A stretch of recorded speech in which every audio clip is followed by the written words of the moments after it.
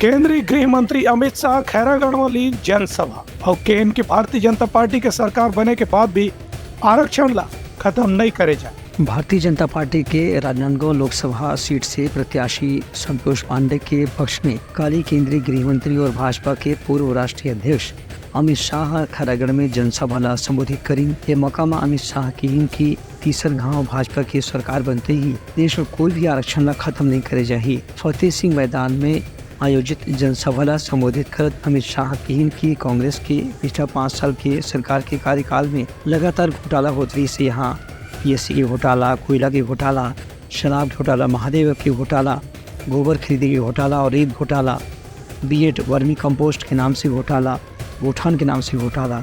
उनका कहना है कि भाजपा अपन संकल्प पत्र में जितना भी वादा करे है वो अब तक के पूरा कर चुके हैं।